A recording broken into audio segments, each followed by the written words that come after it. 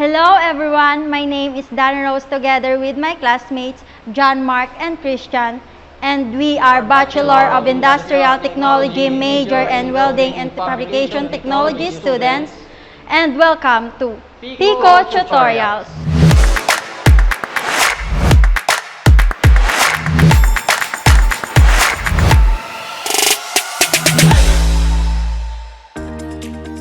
In this session, we will cover the essential safety practices and the standard procedures in setting up oxyacetylene equipment.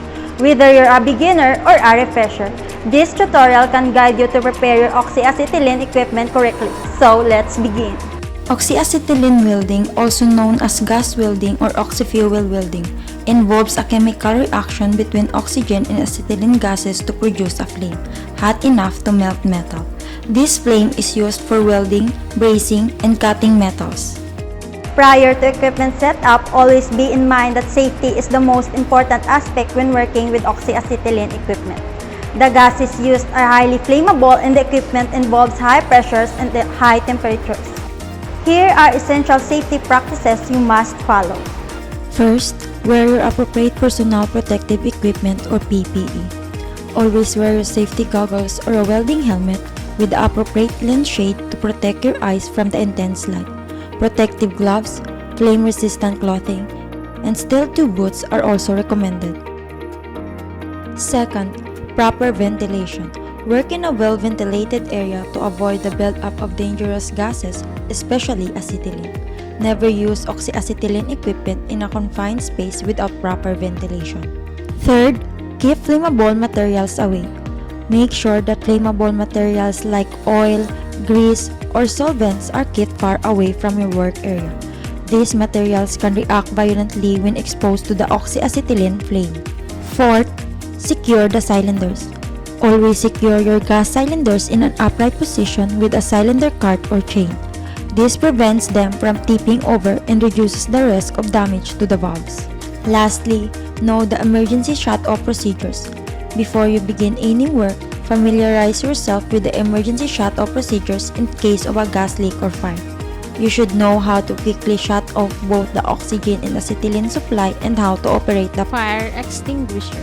Now, let's familiarize the main components of oxyacetylene system. The main components of the oxyacetylene system are the oxygen and acetylene cylinders, valves, regulators, hoses, safety devices like flashback arrestors, torches, and tip. The tools and materials we need for setup are the following: utility wrench, screwdriver, tip cleaner, spark lighter or igniter, soap, water, sponge, and dipper. Now, let's bounce to the setting up of oxyacetylene system. Step 1. Inspect the equipment. Before setting up, always inspect your equipment for damage or wear. Check the condition of cylinder tanks, valves, regulators, hoses, and torches. Look for leaks, cracks, or any other defects that may pose a safety risk. If you see any, replace the part before use. Then, open and quickly close the cylinder valve to clear any particles or debris. This method is called cracking. Step 2. Attach the regulators to the gas cylinders. You'll need to attach the regulators to the oxygen and acetylene cylinders. To do this, ensure both cylinder valves are closed. Attach the oxygen regulator to the oxygen cylinder and the acetylene regulator to the acetylene cylinder. Put Teflon tape if necessary. Tighten them initially by hand, then use a utility wrench for tightening it securely. Step 3.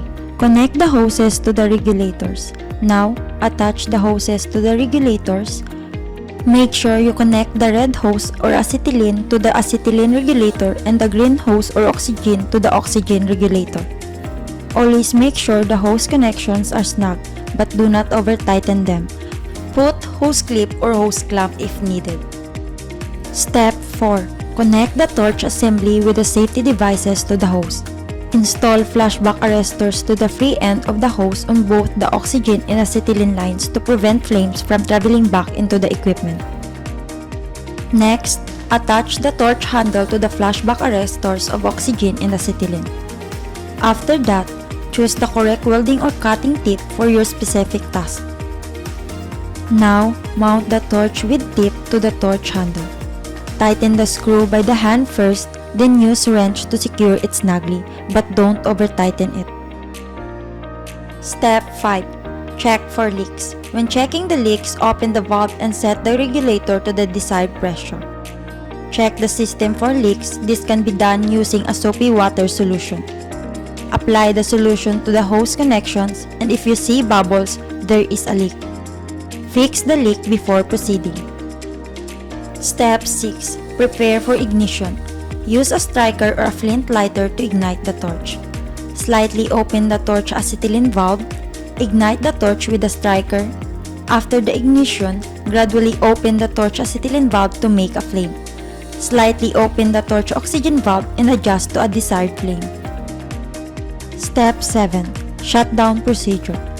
Close the torch oxygen valve first, then the acetylene. Open the torch valves to bleed gas lines. Turn pressure adjusting screws and regulators counterclockwise to release pressure. Then, close both torch acetylene valves and torch oxygen valves. Secure the torch and the hose. Roll and place the hose in holder for security purposes. Lastly, clean your working area and store the oxyacetylene equipment in a secured and safe place before leaving. Hopefully, this tutorial has provided enough information you needed. Please follow us for more PICO tutorials. Thank you for watching!